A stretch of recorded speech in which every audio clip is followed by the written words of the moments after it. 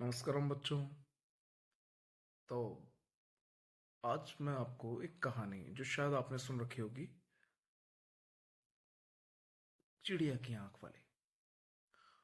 वो चिड़िया की आंख वाली जो कहानी थी, आज मैं उसी चीज के बारे में देख रहा था तो थोड़ा विचार दिमाग में आया। क्या था उस कहानी में कि द्रोणाचार्य अपने शिष्य पांडवों को जो भी थे उनसे क्या कह रहे थे, उनसे कहते थे कि वो चिड़िया रखी हुई है पेड़ के ऊपर, उसकी आंख पर निशान लगाना।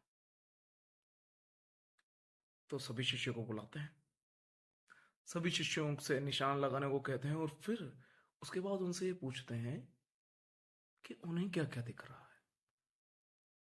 तो सब व्यक्ति, कोई कहता है पेड़ का पत्ता दिख रहा है, कोई कहता है कि मुझे आसमान दिख रहा है, कोई कह रहा है वो चिड़िया उड़ रही है वो दिख रही है, कोई कहता है गुरुदेव आप दिख रहे हैं। लगभग सब अपनी अपनी बातें अलग अलग कहते हैं।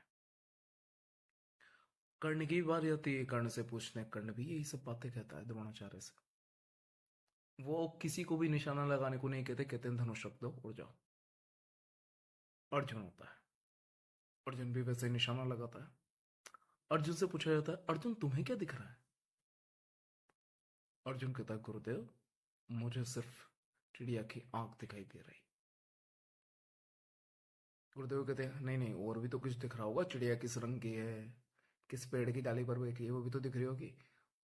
अर्जुन कहता है, नहीं गुरुदेव, मुझे तो सिर्फ अपना लक्ष्य दिख रहा है। कहते हैं निशाना लगाओ। जैसे ही निशाना लगाता है, निशाना बिल्कुल सटीक लगता है।